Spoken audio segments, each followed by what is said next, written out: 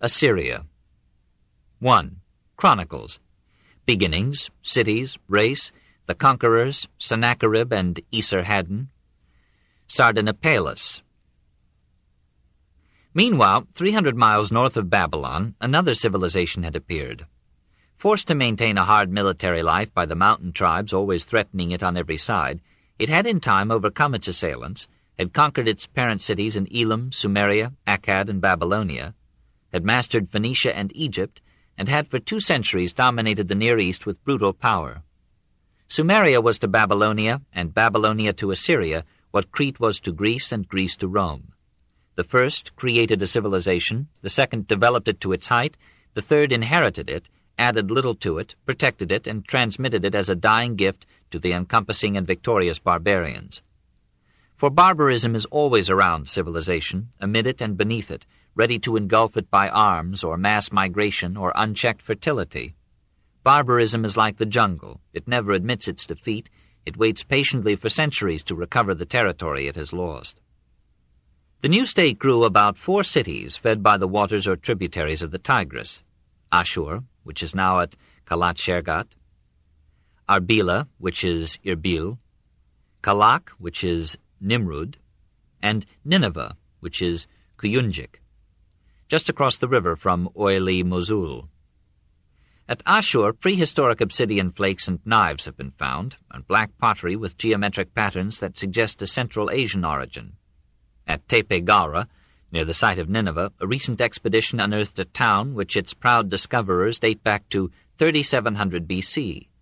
Despite its many temples and tombs, its well-carved cylinder seals, its combs and jewelry, and the oldest dice known to history, a thought for reformers. The god Ashur gave his name to a city and finally to all Assyria.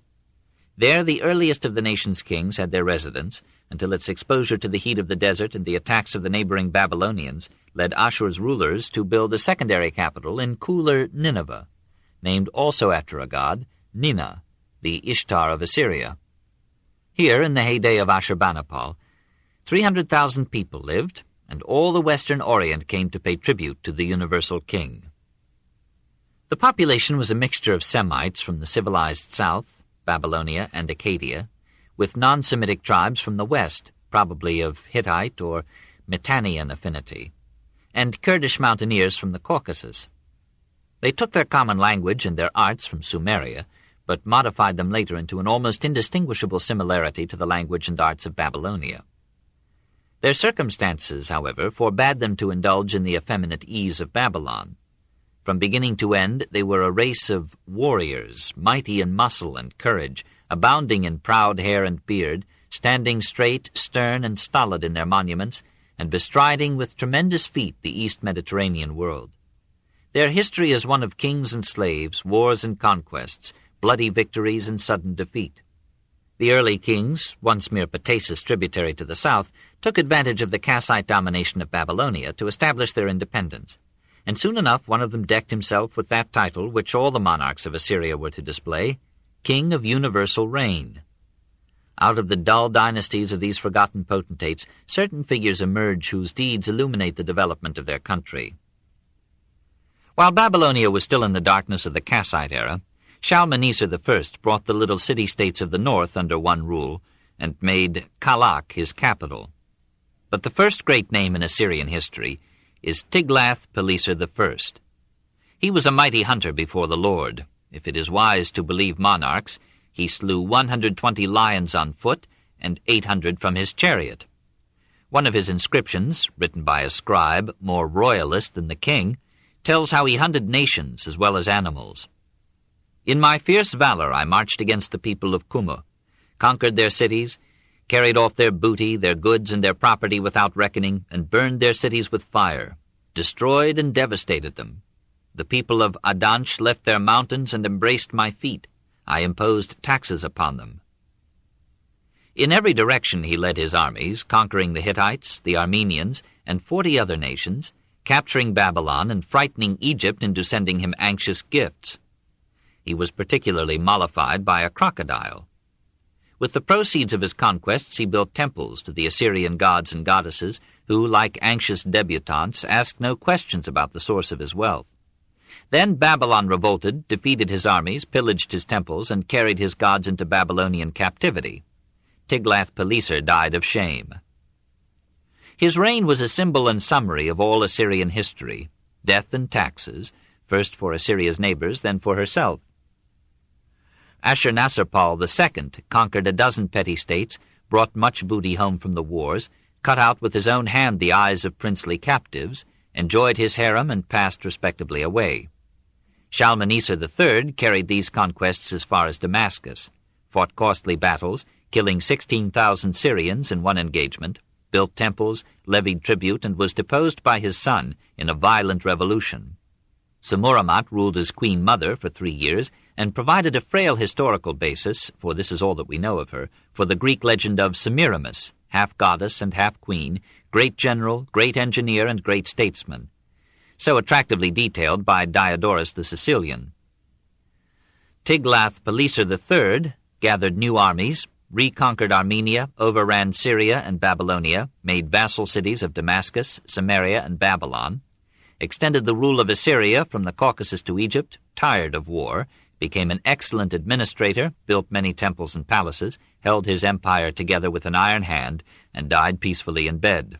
Sargon II, an officer in the army, made himself king by a Napoleonic coup d'etat, led his troops in person, and took in every engagement the most dangerous post, defeated Elam and Egypt, reconquered Babylonia, and received the homage of the Jews, the Philistines, and even of the Cypriot Greeks. Ruled his empire well, encouraged arts and letters, handicrafts, and trade, and died in a victorious battle that definitely preserved Assyria from invasion by the wild Cimmerian hordes. His son Sennacherib put down revolts in the distant provinces adjoining the Persian Gulf, attacked Jerusalem and Egypt without success, sacked 89 cities and 820 villages, captured 7,200 horses, 11,000 asses, 80,000 oxen, 800,000 sheep, and 208,000 prisoners. The official historian on his life did not understate these figures. Then, irritated by the prejudice of Babylon in favor of freedom, he besieged it, took it, and burned it to the ground. Nearly all the inhabitants, young and old, male and female, were put to death, so that mountains of corpses blocked the streets. The temples and palaces were pillaged to the last shekel, and the once omnipotent gods of Babylon were hacked to pieces or carried in bondage to Nineveh. Marduk, the god, became a menial to Ashur. Such Babylonians as survived did not conclude that Marduk had been overrated.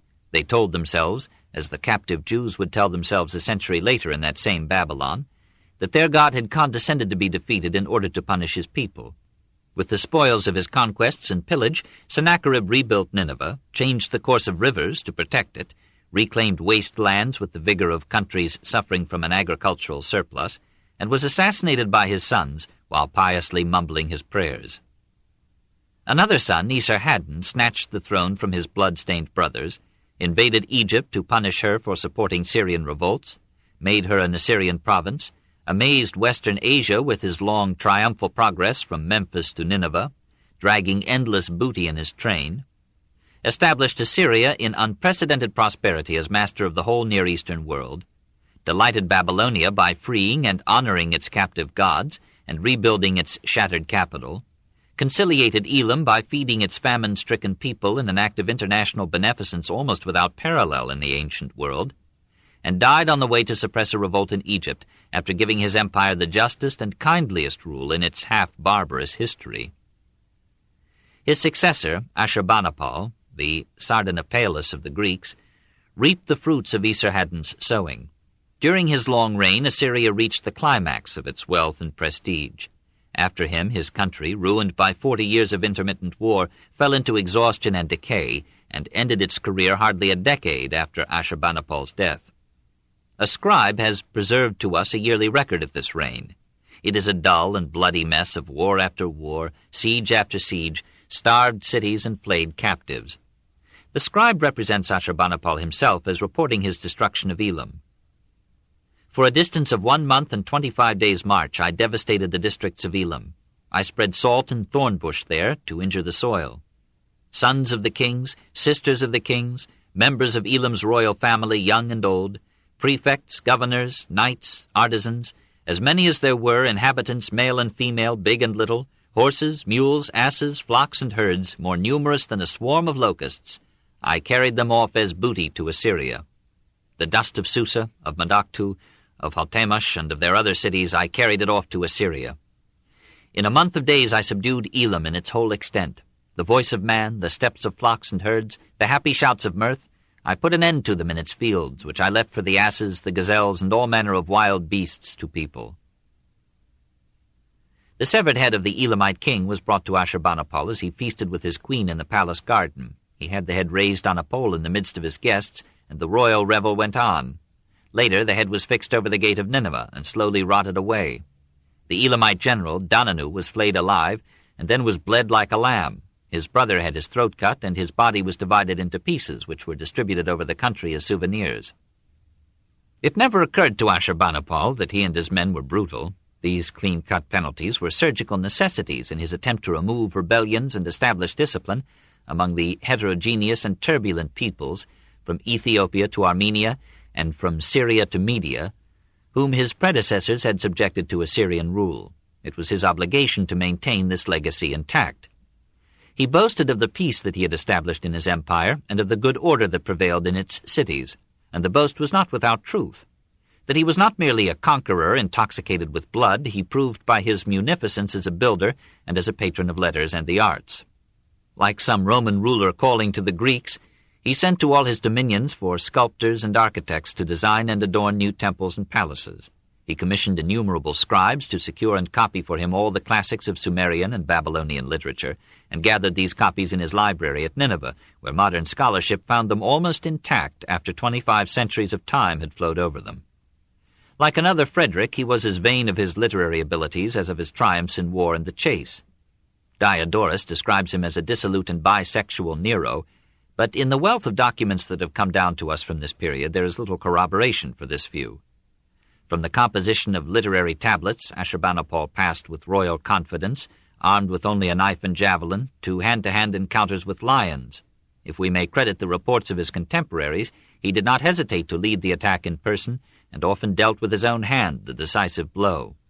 Little wonder that Byron was fascinated with him, and wove about him a drama half legend and half history, in which all the wealth and power of Assyria came to their height and broke into universal ruin and royal despair. 2.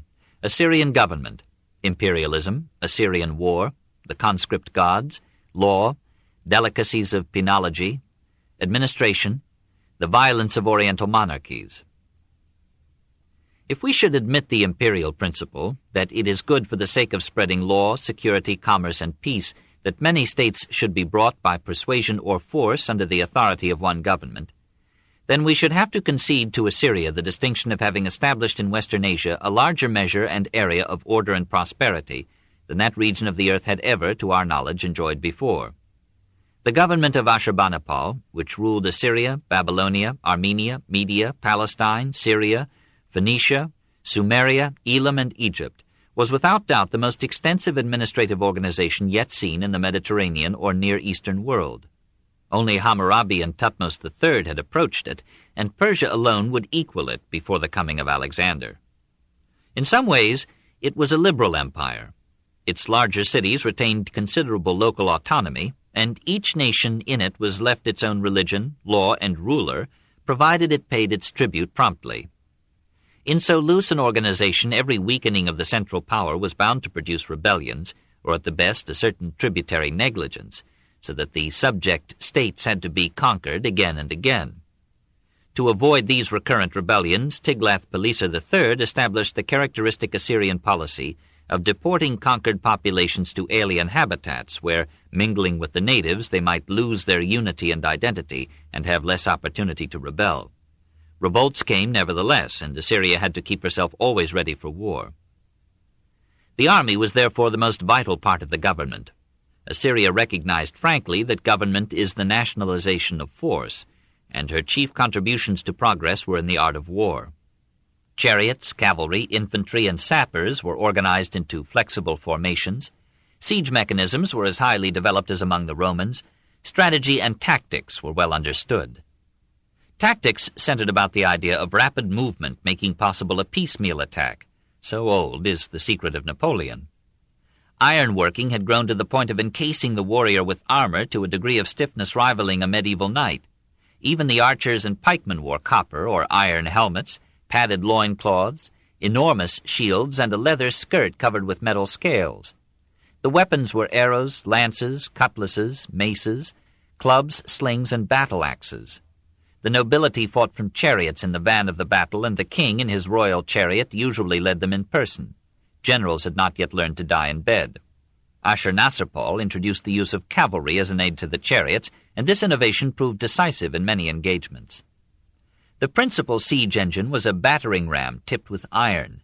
Sometimes it was suspended from a scaffold by ropes and was swung back to give it forward impetus. Sometimes it was run forward on wheels. The besieged fought from the walls with missiles, torches, burning pitch, chains designed to entangle the ram, and gaseous stinkpots, as they were called, to befuddle the enemy. Again, the novel is not new.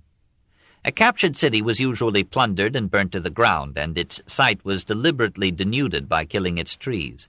The loyalty of the troops was secured by dividing a large part of the spoils among them. Their bravery was ensured by the general rule of the Near East that all captives in war might be enslaved or slain. Soldiers were rewarded for every severed head they brought in from the field, so that the aftermath of a victory generally witnessed the wholesale decapitation of fallen foes. Most often the prisoners, who would have consumed much food in a long campaign and would have constituted a danger and nuisance in the rear, were dispatched after the battle. They knelt with their backs to their captors, who beat their heads in with clubs or cut them off with cutlasses. Scribes stood by to count the number of prisoners taken and killed by each soldier, and apportioned the booty accordingly. The king, if time permitted, presided at the slaughter. The nobles among the defeated were given more special treatment. Their ears, noses, hands, and feet were sliced off, or they were thrown from high towers, or they and their children were beheaded or flayed alive or roasted over a slow fire. No compunction seems to have been felt at this waste of human life. The birth rate would soon make up for it, and meanwhile it relieved the pressure of population upon the means of subsistence. Probably it was in part by their reputation for mercy to prisoners of war that Alexander and Caesar undermined the morale of the enemy and conquered the Mediterranean world. Next to the army, the chief reliance of the monarch was upon the church, and he paid lavishly for the support of the priests. The formal head of the state was, by concerted fiction, the god Ashur. All pronouncements were in his name, all laws were edicts of his divine will, all taxes were collected for his treasury, all campaigns were fought to furnish him, or occasionally another deity, with spoils and glory. The king had himself described as a god, usually an incarnation of Shamash, the sun. The religion of Assyria, like its language, its science, and its arts, was imported from Sumeria and Babylonia, with occasional adaptations to the needs of a military state. The adaptation was most visible in the case of the law, which was distinguished by a martial ruthlessness. Punishment ranged from public exhibition to forced labor, 20 to 100 lashes, the slitting of nose and ears, castration, pulling out the tongue, gouging out the eyes, impalement, and beheading. The laws of Sargon II prescribed such additional delicacies as the drinking of poison and the burning of the offender's son or daughter alive on the altar of the god. But there is no evidence of these laws being carried out in the last millennium before Christ.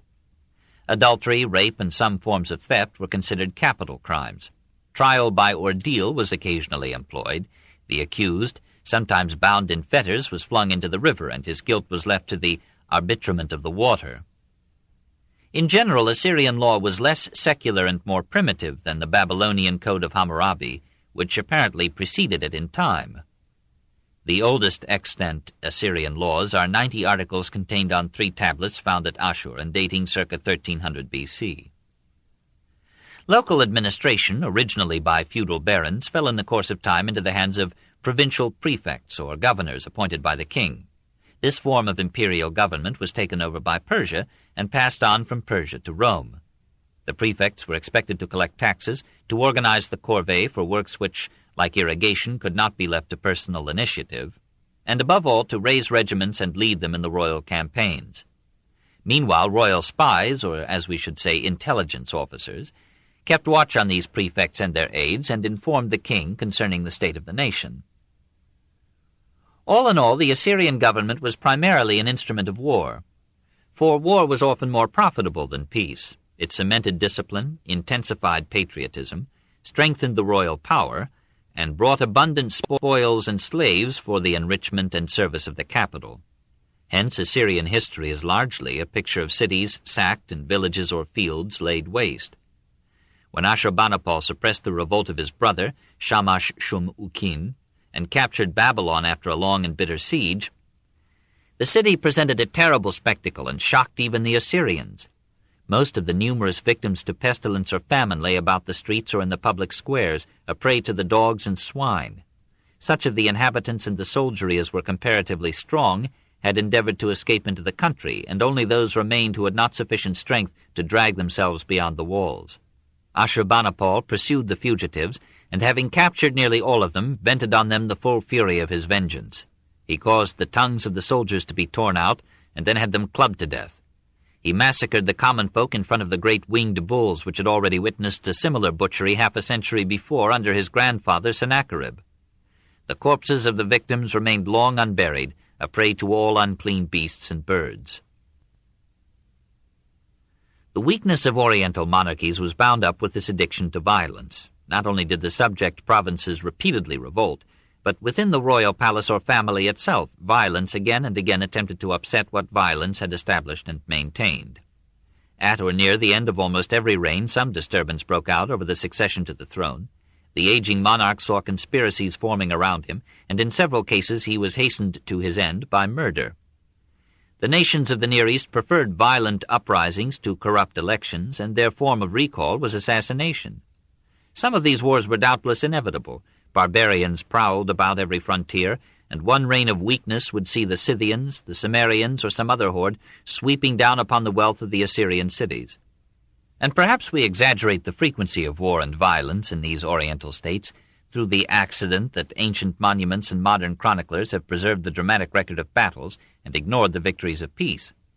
Historians have been prejudiced in favor of bloodshed. They found it, or thought their readers would find it, more interesting than the quiet achievements of the mind.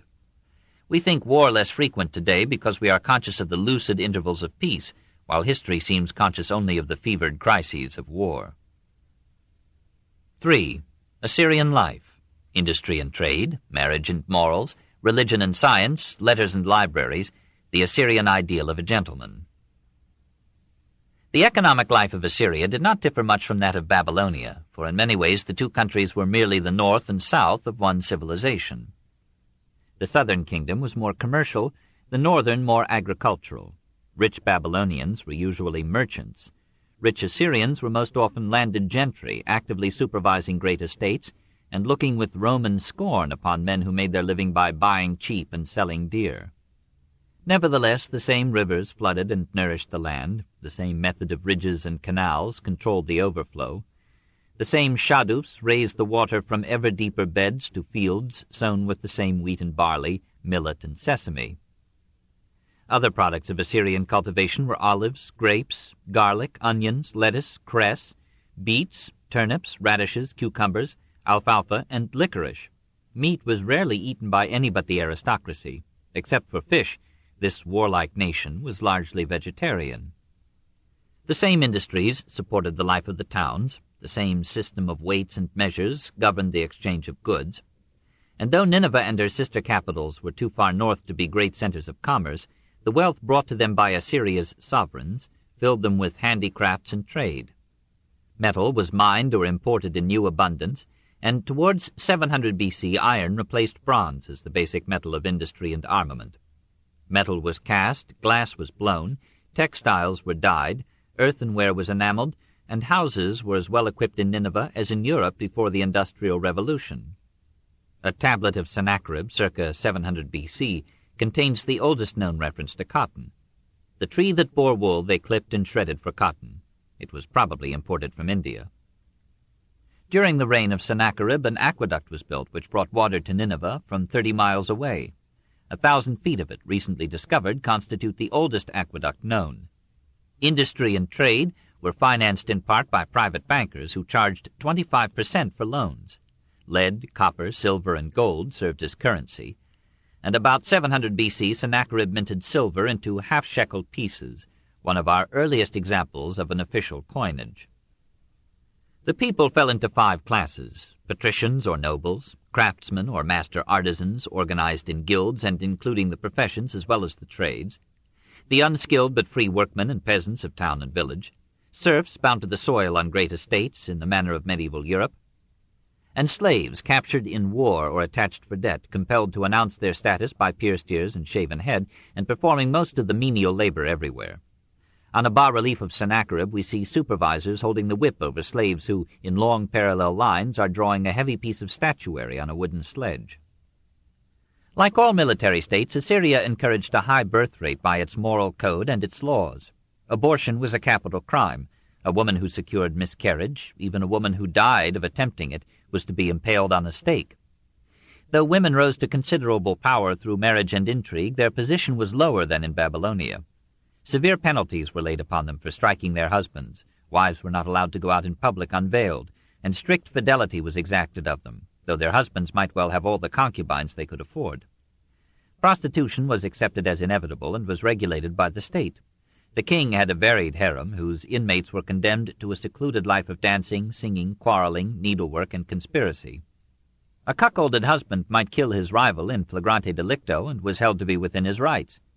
This is a custom that has survived many codes. For the rest, the law of matrimony was as in Babylonia, except that marriage was often by simple purchase, and in many cases the wife lived in her father's house, visited occasionally by her husband.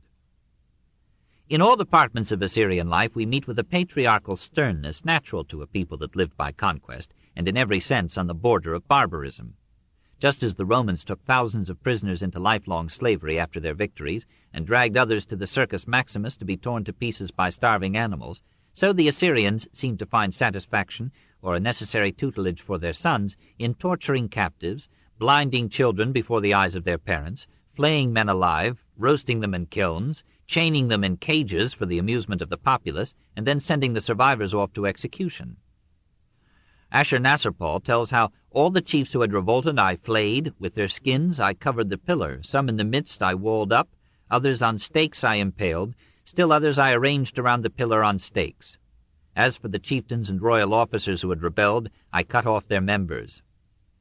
Ashurbanipal boasts that I burned 3,000 captives with fire. I left not a single one among them alive to serve as a hostage.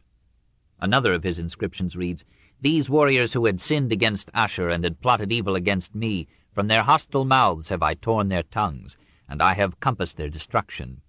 As for the others who remained alive, I offered them as a funerary sacrifice. Their lacerated members have I given unto the dogs, the swine, the wolves. By accomplishing these deeds I have rejoiced the heart of the great gods. Another monarch instructs his artisans to engrave upon the bricks these claims on the admiration of posterity. My war chariots crush men and beasts. The monuments which I erect are made of human corpses, from which I have cut the head and limbs. I cut off the hands of all those whom I capture alive. Reliefs at Nineveh show men being impaled or flayed or having their tongues torn out. One shows a king gouging out the eyes of prisoners with a lance while he holds their heads conveniently in place with a cord passed through their lips. As we read such pages, we become reconciled to our own mediocrity. Religion apparently did nothing to mollify this tendency to brutality and violence. It had less influence with the government than in Babylonia, and took its cue from the needs and tastes of the kings. Ashur, the national deity, was a solar god, warlike and merciless to his enemies. His people believed that he took a divine satisfaction in the execution of prisoners before his shrine. The essential function of Assyrian religion was to train the future citizen to a patriotic docility, and to teach him the art of wheedling favors out of the gods by magic and sacrifice.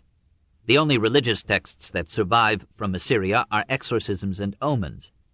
Long lists of omens have come down to us in which the inevitable results of every manner of event are given, and methods of avoiding them are prescribed.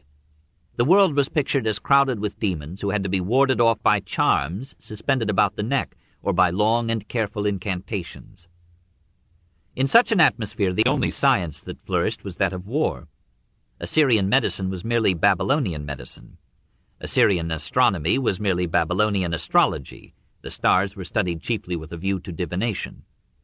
We find no evidence of philosophical speculation, no secular attempt to explain the world. Assyrian philologists made lists of plants, probably for the use of medicine, and thereby contributed moderately to establish botany. Other scribes made lists of nearly all the objects they had found under the sun, and their attempts to classify these objects ministered slightly to the natural science of the Greeks. From these lists our language has taken, usually through the Greeks, such words as hanger, gypsum, camel, plinth, shekel, rose, ammonia, jasper, cane, cherry, laudanum, naphtha, sesame, hyssop, and myrrh. The tablets recording the deeds of the kings, though they have the distinction of being at once bloody and dull, must be accorded the honor of being among the oldest extant forms of historiography. They were in the early years mere chronicles, registering royal victories and admitting of no defeats. They became in later days embellished and literary accounts of the important events of the reign.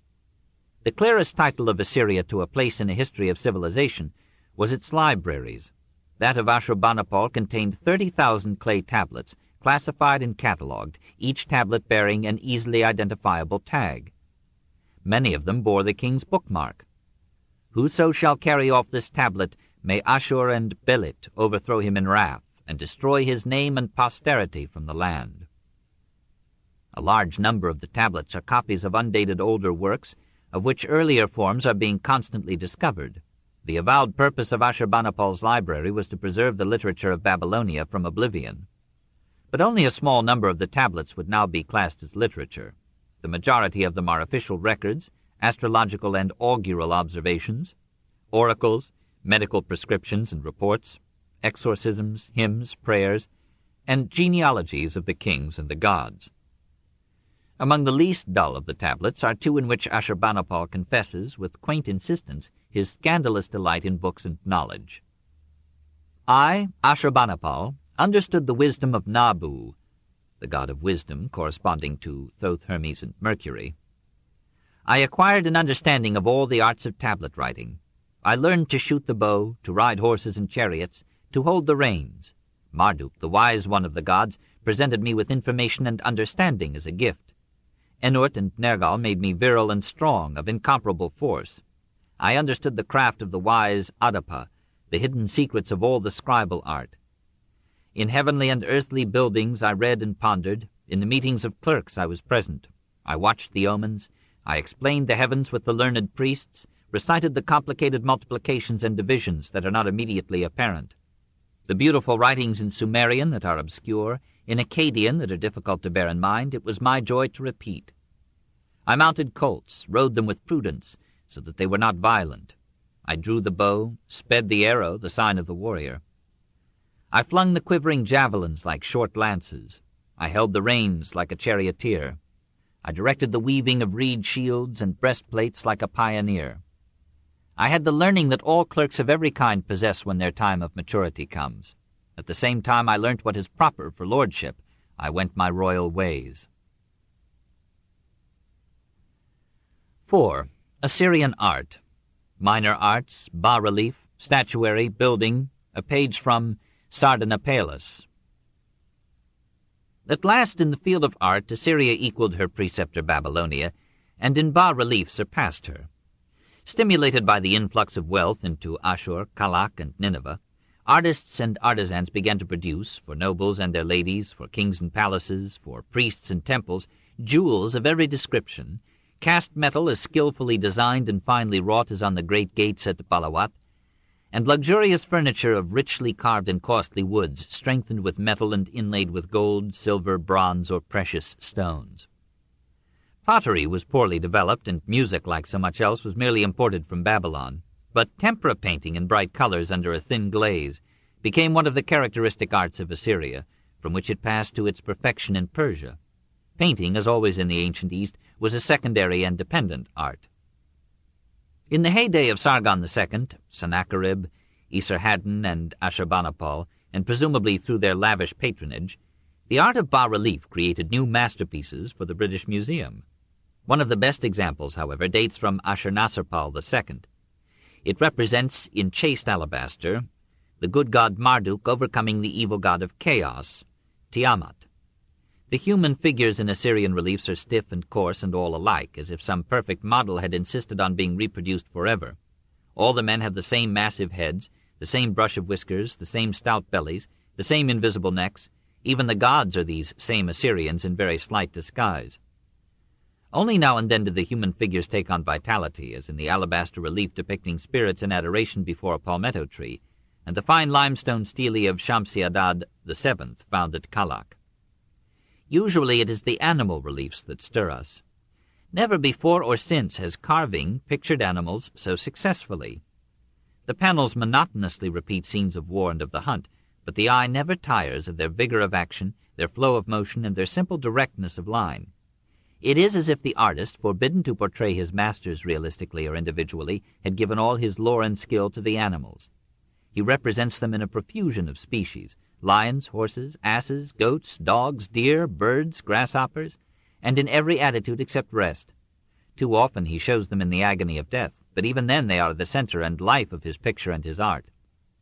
The majestic horses of Sargon II on the reliefs at Khorsabad, the wounded lioness from Sennacherib's palace at Nineveh, the dying lion in alabaster from the palace of Ashurbanipal, the lion hunts of Ashurnasirpal II and Ashurbanipal, the resting lioness, and the lion released from a trap, the fragment in which a lion and his mate bask in the shade of the trees. These are among the world's choicest masterpieces in this form of art. The representation of natural objects in the reliefs is stylized and crude. The forms are heavy, the outlines are hard, the muscles are exaggerated, and there is no other attempt at perspective than the placing of the distant in the upper half of the picture, on the same scale as the foreground presented below. Gradually, however, the guild of sculptors under Sennacherib learned to offset these defects with a boldly realistic portrayal, a technical finish, and above all a vivid perception of action, which in the field of animal sculpture have never bas surpassed. Bas-relief was to the Assyrian what sculpture was to the Greek, or painting to the Italians of the Renaissance. A favorite art uniquely expressing the national ideal of form and character. We cannot say as much for Assyrian sculpture. The carvers of Nineveh and Kalak seem to have preferred relief to work in the round. Very little full sculpture has come down to us from the ruins, and none of it is of a high order. The animals are full of power and majesty, as if conscious of not only physical but moral superiority to man, like the bulls that guarded the gateway at Khorsabad. The human or divine figures are primitively coarse and heavy, adorned but undistinguished, erect but dead. An exception might be made for the massive statue of Ashurnasirpal II, now in the British Museum. Through all its heavy lines one sees a man every inch a king, royal scepter firmly grasped, thick lips set with determination, eyes cruel and alert, a bull-like neck boding short shrift for enemies and falsifiers of tax reports, and two gigantic feet full poised on the back of the world. We must not take too seriously our judgments of this sculpture. Very likely the Assyrians idolized knotted muscles and short necks, and would have looked with martial scorn upon our almost feminine slenderness, or the smooth, voluptuous grace of Praxiteles' Hermes and the Apollo Belvedere. As for Assyrian architecture, how can we estimate its excellence when nothing remains of it but ruins almost level with the sand, and serving chiefly as a hook upon which brave archaeologists may hang their imaginative restorations? Like Babylonian and recent American architecture, the Assyrian aimed not at beauty but at grandeur, and sought it by mass design. Following the traditions of Mesopotamian art, Assyrian architecture adopted brick as its basic material, but went its own way by facing it more lavishly with stone. It inherited the arch and the vault from the south, developed them, and made some experiments in columns which led the way to the caryatids and the voluted Ionic capitals of the Persians and the Greeks. The palaces squatted over great areas of ground and were wisely limited to 2 or 3 stories in height. Ordinarily they were designed as a series of halls and chambers enclosing a quiet and shaded court. The portals of the royal residences were guarded with monstrous stone animals. The entrance hall was lined with historical reliefs and statuary. The floors were paved with alabaster slabs. The walls were hung with costly tapestries or paneled with precious woods and bordered with elegant moldings. The roofs were reinforced with massive beams, sometimes covered with leaf of silver or gold, and the ceilings were often painted with representations of natural scenery. The 6 mightiest warriors of Assyria were also its greatest builders. Tiglath-Pileser I rebuilt in stone the temples of Ashur, and left word about one of them that he had made its interior brilliant like the vault of heaven, decorated its walls with the splendor of the rising stars, and made it superb with shining brightness. The later emperors gave generously to the temples, but like Solomon they preferred their palaces. Ashurnasirpal II built at Kalak an immense edifice of stone-faced brick, ornamented with reliefs praising piety and war. Nearby at Balawat, Rassam found the ruins of another structure, from which he rescued 2 bronze gates of magnificent workmanship. Sargon II commemorated himself by raising a spacious palace at Dur Sharukin, that is, Fort Sargon, on the site of the modern Khorsabad. Its gateway was flanked by winged bulls, its walls were decorated with reliefs and shining tiles, its vast rooms were equipped with delicately carved furniture, and were adorned with imposing statuary. From every victory Sargon brought more slaves to work on this construction, and more marble, lapis lazuli, bronze, silver, and gold to beautify it. Around it he set a group of temples, and in the rear he offered to the god a ziggurat of 7 stories, topped with silver and gold. Sennacherib raised at Nineveh a royal mansion called the Incomparable, surpassing in size all other palaces of antiquity. Its walls and floors sparkled with precious metals, woods, and stones. Its tiles vied in their brilliance with the luminaries of day and night. The metalworkers cast for it gigantic lions and oxen of copper, and the sculptors carved for it winged bulls of limestone and alabaster, and lined its walls with pastoral symphonies in bas-relief. Esarhaddon continued the rebuilding and enlargement of Nineveh, and excelled all his predecessors in the grandeur of his edifices and the luxuriousness of their equipment. A dozen provinces provided him with materials and men. New ideas for columns and decorations came to him during his sojourn in Egypt, and when at last his palaces and temples were complete, they were filled with the artistic booty and conceptions of the whole Near Eastern world. The worst commentary on Assyrian architecture lies in the fact that within 60 years after Esarhaddon had finished his palace, it was crumbling into ruins. Ashurbanipal tells us how he rebuilt it. As we read his inscription, the centuries fade, and we see dimly into the heart of the king. At that time the harem, the resting place of the palace, which Sennacherib, my grandfather, had built for his royal dwelling, had become old with joy and gladness, and its walls had fallen. I, Ashurbanipal, the great king, the mighty king, the king of the world, the king of Assyria, because I had grown up in that harem, and Ashur, Sin, Shamash, Raman, Bel, Nabu, Ishtar, Ninib, Nergal, and Nusku had preserved me therein as crown prince, and had extended their good protection and shelter of prosperity over me, and had constantly sent me joyful tidings therein of victory over my enemies. And because my dreams in my bed at night were pleasant, and in the morning my fancies were bright, I tore down its ruins. In order to extend its area, I tore it all down. I erected a building the site of whose structure was 50 tibki in extent. I raised a terrace, but I was afraid before the shrines of the great gods my lords, and did not raise that structure very high. In a good month, on a favorable day, I put in its foundations upon that terrace, and laid its brickwork. I emptied wine of sesame and wine of grapes upon its cellar, and poured them also upon its earthen wall. In order to build that harem, the people of my land hauled its bricks there in wagons of Elam, which I had carried away as spoil by the command of the gods. I made the kings of Arabia, who had violated their treaty with me, and whom I had captured alive in battle with my own hands, carry baskets and wear workmen's caps in order to build that harem. They spent their days in molding its bricks and performing forced service for it to the playing of music. With joy and rejoicing I built it from its foundations to its roof. I made more room in it than before, and made the work upon it splendid. I laid upon it long beams of cedar, which grew upon Sirara and Lebanon. I covered doors of liaru wood, whose odor is pleasant, with a sheath of copper, and hung them in its doorways. I planted around it a grove of all kinds of trees, and fruits of every kind. I finished the work of its construction, offered splendid sacrifices to the gods my lords, dedicated it with joy and rejoicing, and entered therein under a splendid canopy. 5. Assyria passes. The last days of a king, sources of Assyrian decay, the fall of Nineveh. Nevertheless, the great king, the mighty king, the king of the world, the king of Assyria, complained in his old age of the misfortunes that had come to his lot. The last tablet bequeathed us by his wedge raises again the questions of Ecclesiastes and Job. I did well unto God and man, to dead and living.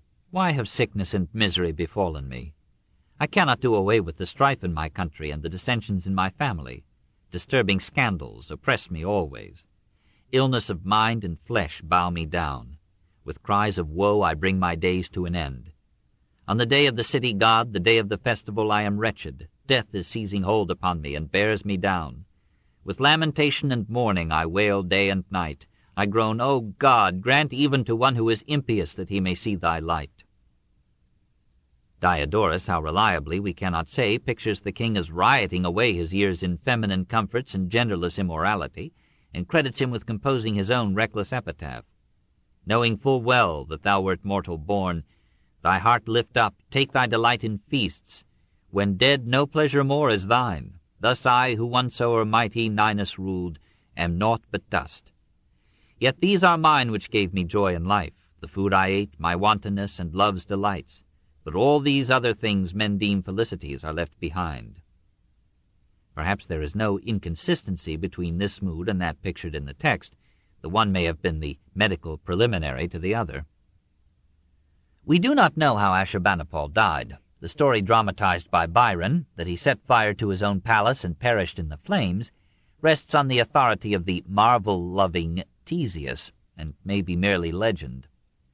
His death was in any case a symbol and an omen. Soon Assyria too was to die, and from causes of which Ashurbanipal had been a part. For the economic vitality of Assyria had been derived too rashly from abroad. It depended upon profitable conquests bringing in riches and trade. At any moment it could be ended with a decisive defeat. Gradually the qualities of body and character that had helped to make the Assyrian armies invincible were weakened by the very victories that they won. In each victory it was the strongest and bravest who died, while the infirm and cautious survived to multiply their kind. It was a dysgenic process that perhaps made for civilization by weeding out the more brutal types, but undermined the biological basis upon which Assyria had risen to power. The extent of her conquests had helped to weaken her. Not only had they depopulated her fields to feed insatiate Mars, but they had brought into Assyria as captives millions of destitute aliens who bred with the fertility of the hopeless, destroying all national unity of character and blood, and became by their growing numbers a hostile and disintegrating force in the very midst of the conquerors. More and more the army itself was filled by these men of other lands, while semi-barbarous marauders harassed every border and exhausted the resources of the country in an endless defense of its unnatural frontiers. Ashurbanipal died in 626 B.C. 14 years later, an army of Babylonians under Nabopolassar, united with an army of Medes under Cyaxares and a horde of Scythians from the Caucasus, and with amazing ease and swiftness captured the citadels of the north. Nineveh was laid waste as ruthlessly and completely as her kings had once ravaged Susa and Babylon. The city was put to the torch, the population was slaughtered or enslaved, and the palace so recently built by Ashurbanipal was sacked and destroyed. At one blow, Assyria disappeared from history. Nothing remained of her except certain tactics and weapons of war, certain voluted capitals of semi-Ionic columns, and certain methods of provincial administration that passed down to Persia, Macedon, and Rome. The Near East remembered her for a while as a merciless unifier of a dozen lesser states, and the Jews recalled Nineveh vengefully as the bloody city full of lies and robbery. In a little while all but the mightiest of the great kings were forgotten, and all their royal palaces were in ruins under the drifting sands. 200 years after its capture, Xenophon's 10,000 marched over the mounds that had been Nineveh, and never suspected that these were the site of the ancient metropolis that had ruled half the world. Not a stone remained visible of all the temples with which Assyria's pious warriors had sought to beautify their greatest capital. Even Ashur, the everlasting god, was dead.